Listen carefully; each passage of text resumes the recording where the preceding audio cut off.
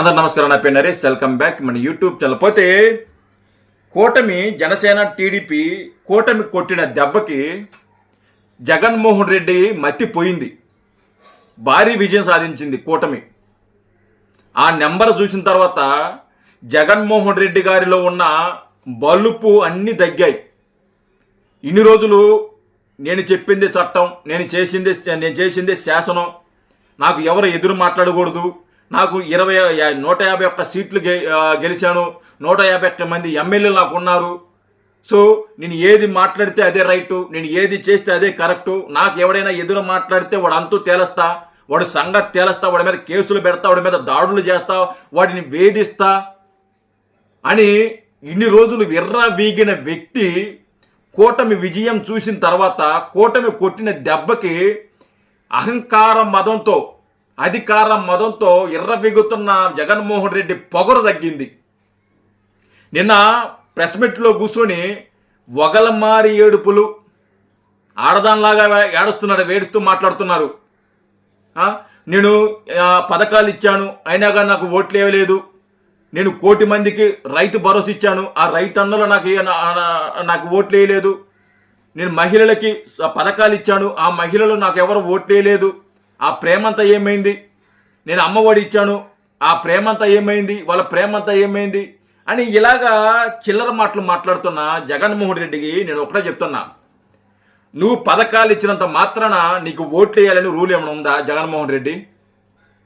నువ్వు పథకాలు ఇచ్చినంత మాత్రాన నీకు ఓట్లు వేయాలని రూల్ ఏమైనా ఉందా? ఎక్కడైనా రాసిపెట్టి ఉందా? పోనీ రాజ్యాంగంలో రాసి ఉందా నీకు పథకాలు ఇస్తే ఓట్లు వేయాలని? ఎక్కడైనా రాసిపెట్టి ఉంటే చెప్పు. నేను పథకాలు ఇచ్చాను కదా, నాకు ఓట్లు ఎందుకు వేయలేదు, నా మీద ప్రేమ తగ్గిందా, నేను మీ ఇంట్లో మనిషిని కదా అని చెప్పి మాట్లాడుతున్నావు. నువ్వు అసలు ఎవడివి? నువ్వు మా ఇంట్లో మనిషి అంటే అసలు ఎవడు అనుకున్నాడు? నీ మీద ప్రేమ ఉందని ఎవడు అనుకున్నాడు? మేము అనుకున్నామా నీ మీద ప్రేమ ఉందని? అసలు నువ్వు అసలుకి మా అన్నవా, మా తమ్ముడివా, లేకుంటే మా స్నేహితుడివా, మా బంధువా? ఎవరు నువ్వు? ఒక రౌడివి నువ్వు, ఒక దుర్మార్గుడు నువ్వు, ఒక సైకోవి నువ్వు. నీకెవడు ఓట్లేస్తాడు? నువ్వు చేసిన దాష్టికం అంత ఇంత కాదు, నువ్వు చేసిన పాపాలు అంత ఇంత కాదు. ఆ పాపమే నేను ఎంటాడి ఈరోజు నీకు 10 సీట్లు మాత్రం ఇవ్వడం జరిగింది. సొంత బాబాయిని చంపిన వ్యక్తివి నువ్వు, సొంత చెల్లెల మీద శీలం మీద శంకించిన వ్యక్తివి నువ్వు. ఏ అన్న చేయని ఒక నీచమైన పని నువ్వు చేశావు. చాలా నీచుడు నువ్వు. సొంత చెల్లి ఒకే కడుపును పుట్టిన చెల్లెలి, ఒకే రక్తం పంచి పుట్టిన చెల్లెలి, అలాంటి చెల్లెలి మీద నువ్వు నింద వేసావంటే నువ్వు ఎలాంటి నీచుడివో రాష్ట్ర ప్రజలు అర్థం చేసుకున్నారు. అందుకే నీకు ఓటేలా. బాబాయిని చంపిన వ్యక్తివి నువ్వు, అందుకే నీకు ఓటేలా. నువ్వేదో పథకాలు ఇచ్చేసావు, నువ్వేదో అద్భుతాలు చేసేసావు, లేకుంటే ఇంకోటి చేసేది ఏం చేయలేవు నువ్వు. ప్రతిసారి నేను 99% మేనిఫెస్టో పూర్తి చేసాను. ఏం చేసావు నువ్వు? ఏం చేసావు జగన్మోహన్ రెడ్డి చెప్పు? నువ్వేమైనా పోలవరం పూర్తి చేసావా? అమరావతి ఏమైనా పూర్తి చేసావా? అసలు మనకు రాజధాని ఉందా? నువ్వు మెగా డిఎస్ఏ రిలీజ్ చేసావా? మద్యపాన నిషేధం చేసావా? నువ్వు అసలు ఏం చేసావని నువ్వు ఇచ్చిన నువ్వు ఇచ్చిన హామీలు అసలు ఏం నెరవేర్చావు నీకు ఓట్లేయడానికి? ఈరోజు నాకు ఓట్లే లేదు, నేను పథకాలు ఇచ్చాను, నా మీద ప్రేమంతా ఏమైందని చెప్పి ఒకలమారి మాట్లాడుతున్నావు కదా.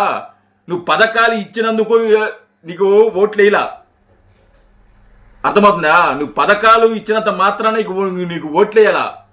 పద్ధతులు, మాటలు, ఎదుటివాడితో మాట్లాడేటప్పుడు పద్ధతిగా మాట్లాడాలి. మనం అధికారంలో ఉన్నాం కదా, మనం ఏది చెప్తే అది వింటారు, మనం ఏది మాట్లాడితే అది సరిపోతుంది.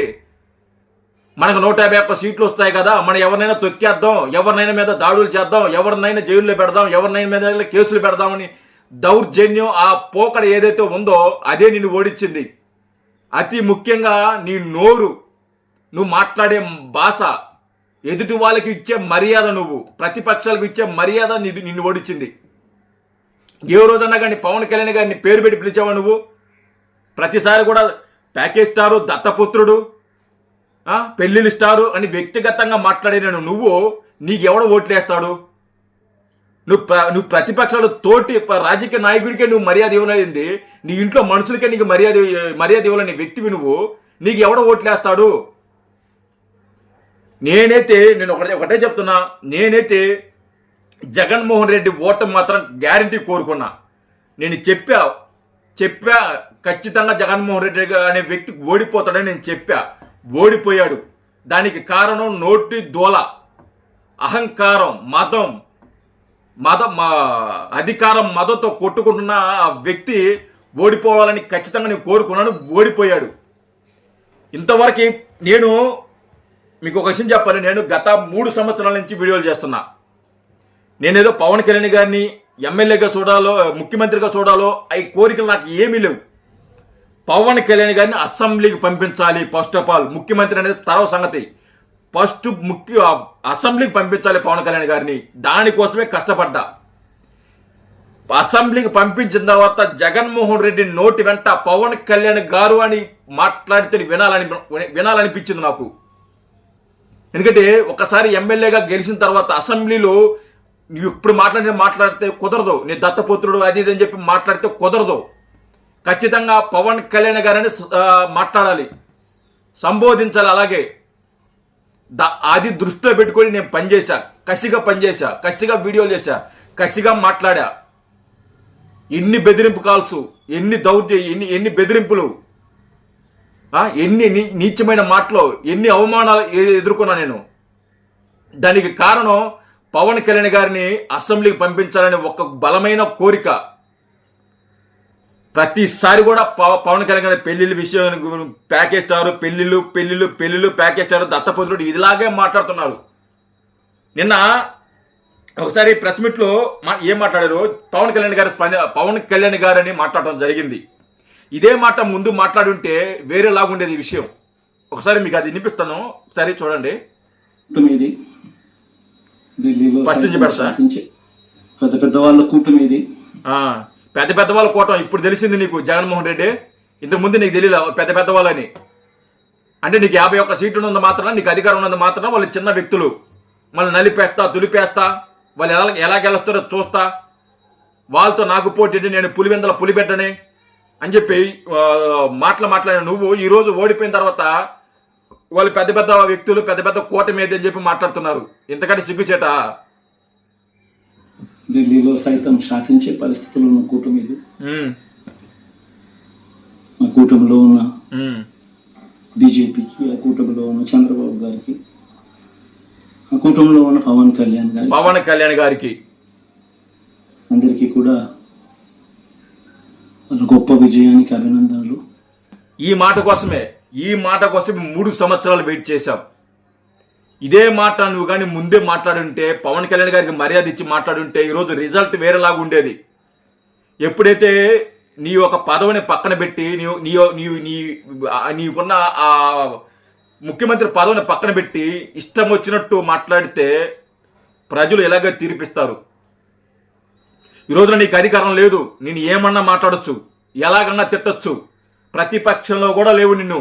అరే జగన్మోహన్ రెడ్డి అని నేను అనొచ్చు, నువ్వేం పేకలేవు. అసలు నిజంగా చెప్తున్నావు, నువ్వేం పేకలేవు. అరే జగన్మోహన్ రెడ్డి సైకో, ఒక తొగ్గులకు నిన్ను జైలుకి పంపిస్తాను, నేను గుడ్డలోడ తీసాను, నడి రోడ్డు మీద నడిపించుకుంటూ పోతాను అని చెప్పినా కూడా నువ్వేం పేకలేవు, నువ్వేం చేయలేవు. నేను ఇష్టం వచ్చినట్టు మాట్లాడతాం, నువ్వేం చేయలేవు. నిన్ను సైకోగాడని పిలిచినా, ఒరే తురేని మాట్లాడినా నువ్వేం చేయలేవు, నువ్వేం పేకలేవు కూడా. కానీ మేము అలా మాట్లాడదలుచుకోలే. ఏరే వాళ్ళు మాట్లాడతారేమో అది వాళ్ళ ఇష్టం, వాళ్ళ వ్యక్తిగత జీవితం, అది వ్యక్తిగత ప్రశ్నలు, అది దాని గురించి నేను చెప్పాలా. నేనైతే అలా మాట్లాడదలుచుకోవాలా. ఎందుకంటే ఎంతైనా కానీ, ఎంత నీచుడు అయినా కానీ, ఎంత రౌడీ అయినా కానీ, ఒక పార్టీకి అధినేతవి నువ్వు. ఖచ్చితంగా నీకు మర్యాద ఇస్తాం.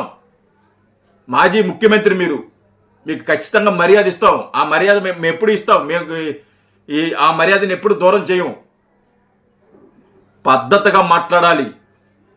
పద్ధతిగా అసలుకి ఎదుటి వాళ్ళతో మాట్లాడేటప్పుడు, ఎదుటి వ్యక్తులతో మాట్లాడేటప్పుడు పద్ధతిగా మాట్లాడాలి. ముఖ్యంగా వ్యక్తిగత జీవితం గురించి మాట్లాడకూడదు.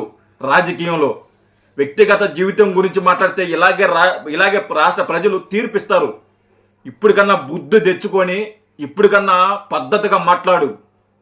లేదంటే నీ పార్టీని మోతేసుకోవడమే. ఇంకా ఇప్పటికైనా కానీ నేను ఓడిపోయాను, పలానా చేశాను, పలానా వల్ల ఓడిపోయానని అది ఒప్పుకోవటంలా నువ్వు. నేను పథకాలు ఇచ్చాను, నాకు ఓట్లు వేయలా, నాకు పథకాలు ఇచ్చాను అంటే ఓట్లు అంటే డైరెక్ట్గా నువ్వు నేను డబ్బులు ఇచ్చాను నాకు ఓట్లు లేదని అడుగుతున్నట్టు నువ్వు. నేను పథకాలు ఇచ్చాను సిగ్గులేదు మీకు, నాకెందుకు ఓట్లు లేదు వేయలేదు అన్నట్టుంది నువ్వు అడగేది. పద్ధతి మార్చుకోవాలి జగన్మోహన్ రెడ్డి గారు. ఇలాగే మాట్లాడితే ఇలాగే ఉంటే చాలా కష్టం. పద్ధతి మార్చుకోవాలి, పద్ధతిగా మాట్లాడాలి. జై హింద్.